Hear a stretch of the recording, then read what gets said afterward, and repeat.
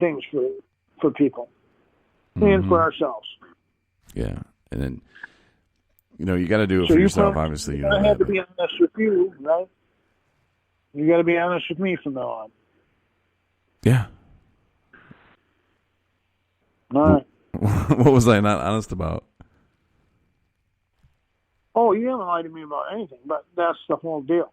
Yeah. Is you just made a commitment to me. I made a commitment to you, and at the end of the day, I never would have expected to have a sponsor that's not another Marine, and I haven't. So I'm just asking you to be honest with me, so I can be honest with you. Sexual relationship. And if you get in trouble with your friend, you'll call me. Yeah, absolutely. But I don't have any. I don't have that friend anymore. Knock on wood. Knock on glass. Yeah, I didn't either. I didn't either. But I had nothing to do with that friend until I let everybody down. You kind of let yourself down. Because somebody thought you didn't let me down, somebody Jamie. that I loved. I did. No. That's not bullshit, man. You didn't let me down. I did in my heart let you down. No. When I drank. No. Nope. Sorry. I'm in the trench with you, Jamie. I've like other people, like your family and your girlfriend, they might feel a little bit let down, and I think it's because they had that hope. And this is something that my mom had to, and I can see the stages in other people, and my mom would get this way, like, what do I do? And then finally she just kind of, all right, it went from being super pissed off and why did you drink to let's get you some help, and then I thought, well, I'll just go back to rehab. And she's like, why? You've been there enough. Like, what honestly are you going to learn from another rehab? It's like, what you need to do is just get your ass, stop drinking and sober up. When you can eat, come down, whatever. And, let's just get back and start over, and the people in our lives, they love us, Jamie, and they want to see us do good. And you understand that, and you know they love you, and that they don't want bad things to happen to you. I mean, it's just a process. So I mean, you didn't let me down. It's just like, okay. Here's the thing: is I have to hold me accountable now. Like I feel as if I can't lie to you, even though I'm older, even though I'm not going to say a superior, but because I'm older than you, I might have a superiority to you, but I won't lie to you because I look up to you. And there's nothing wrong with that, man. To see people who have what you want, and if you go to AA meetings, you'll see people say that a lot, and they'll say, I want what he has, and well, then you need to get with that person and say, hey, how you doing it? What are you doing? And obviously, you see what I'm doing with the podcast. Yesterday, you've got 16 months. Yeah, I know. See, so there was little things that happened yesterday that you may not have seen, but are gonna, in the end, mean a life to me. I'm tired of drinking, man. Yeah, that's old. It's not the life, man. Right. They always say, oh, I'm sick and tired of being sick and tired. No, that's for real. That's a real statement. That's the one I won't call you out on, because I am sick and tired of being sick and tired. Mm-hmm.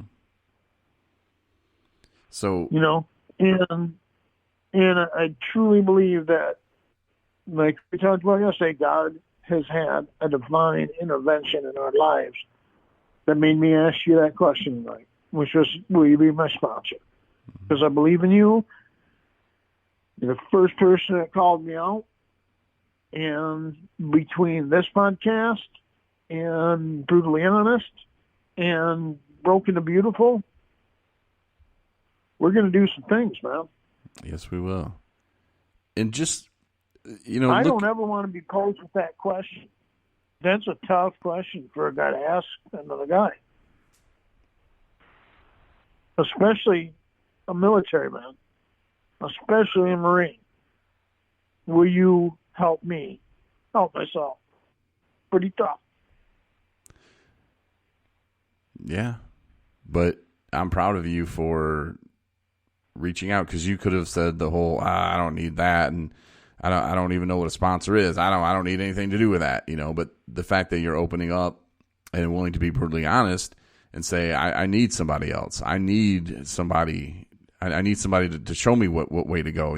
This isn't a combat field, and as much as it is a combat field against alcohol and other drugs, it takes some finesse. It takes some time. It takes some thinking, and to, like you said earlier, pull the car over for a minute. Just stop it for a minute. Just think. And we're emotional creatures, and we normally deal with our emotions. And something happened last week when we moved in here. A couple of guys, Chris and Dustin, helped me move in, and they got back to the house and they got reprimanded for being 13 minutes late to their house meeting. And the guy who owns the house doesn't like me for some reason, and I have no idea why. But I wanted to fire back at him because he's like, well, you're not welcome here again. And I'm like, what did I do, dude? I didn't get them drunk. I actually paid them. They helped me, and they helped their recovery by helping somebody. And we had a great time in recovery. Marnie made them breakfast, and we had dinner and pizza, and it was fun. They had fun in recovery. And for him to say I'm not welcome there anymore because they were 13 minutes late for something I had no control over, the roads, getting the U-Haul back. 13 minutes late, not a big deal. But for some reason, he took his emotions out on them because of however he was feeling about me, for whatever reason he's feeling that way. And I wanted to fire back at him. I had to stop, Jamie. I had to stop, and I had to think, okay, there's no reason for me to use my emotions, because I felt hurt. And I felt like, why is this guy attacking friends of mine because of me? Why doesn't he just, if he has a problem with me, why doesn't he come to me? Well, it's because he's insecure in himself, or whatever his problem is. I don't know. And I have to just kind of step. It's like the piece of dog shit in the road. You just have to kind of step over it, and then you just keep walking. You're like, all right, that's way back there. I don't have to deal with that anymore. But it took me a minute, Jamie, and I had to stop myself, and I had to just think, okay, let's take the emotions out of play here. And then I realized too, and that's why, some people might be like, well, I haven't heard Ryan on a podcast anymore. What's going on with that? Well, there's a little conflict of interest going on there. And that had a lot to do with kind of everything that went down. And that's not good for 217 recovery. We have a conflict of interest in place already that I had sent off with our 501c3, which I'm glad we have in place. Our 501c3 application, it strongly suggests that you have a conflict of interest in policy. And I did. And the fact that, once all that went down, I had to clear head, and I thought about, okay, well, what is this and what really played out here? And I called the meeting with the board members, and we had a vote, which Section 6 in our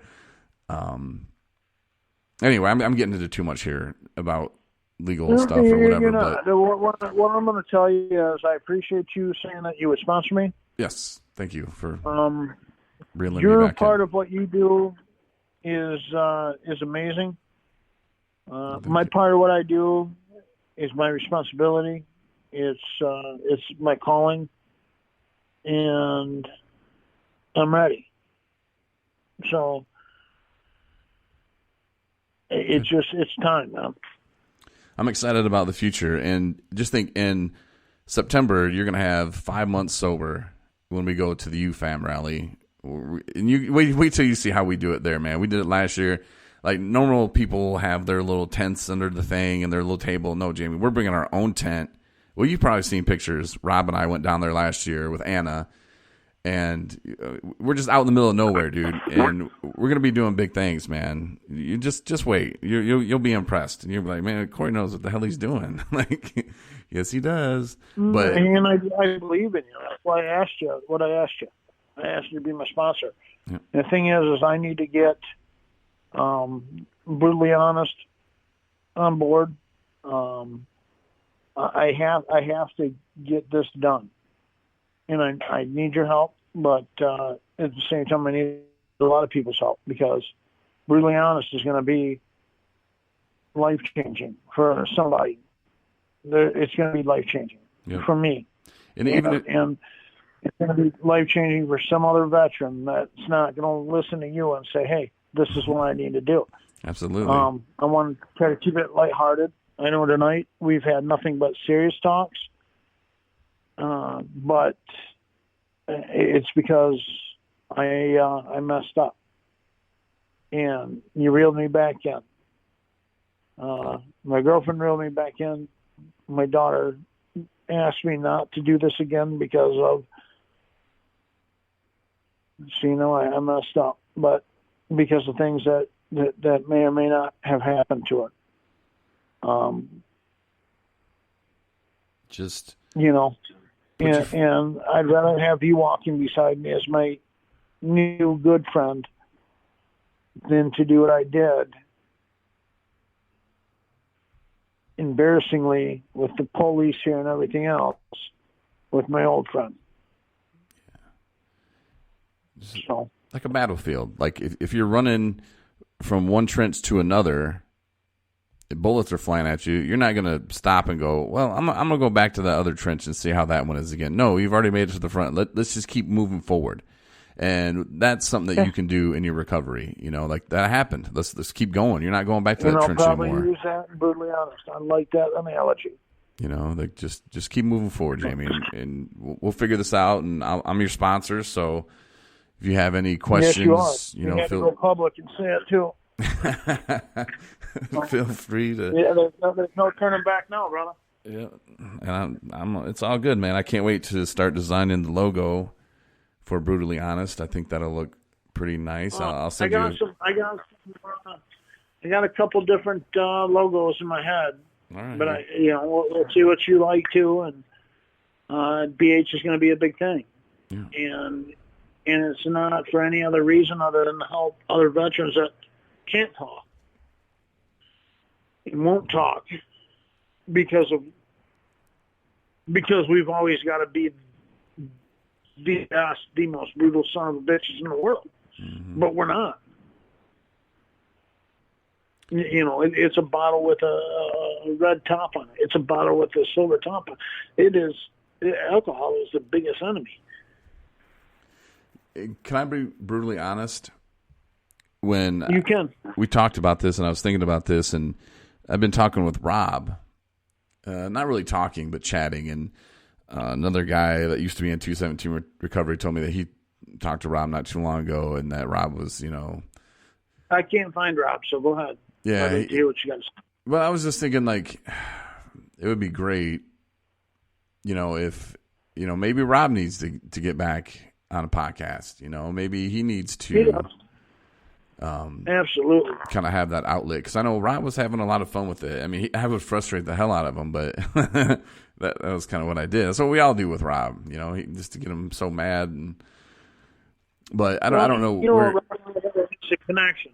I love the guy, and I wish he was here. Where is he? Kalamazoo. See, last I heard from him, he was going to like Hawaii or something, or some Florida maybe, something. He went to Kentucky for a minute, but I don't know. We'll kind of reach out and kind of see where he's at. And I haven't really talked to him into too much detail. He just sent me a picture of his golf tournament or whatever. And what's amazing with Rob is he's got a different drug addict. He's a different drug addict than I am. Right. But he still can help me when I get stuck. Yeah, and because Rob's got a brutal battle. He's got brutal battle PTSD. Oh, I thought you were going to say bad great. Choice in women. Yeah, he does. Well, that's because he probably took all yours, and that's why you say that. But anyhow, no. I would appreciate if you could get me in contact with Rob. Okay, I'll do that. Because I would like him to be part of Brutal Honesty. All right. We'll talk about that more off air, but We do have to wrap it up. But Jamie, it was great talking.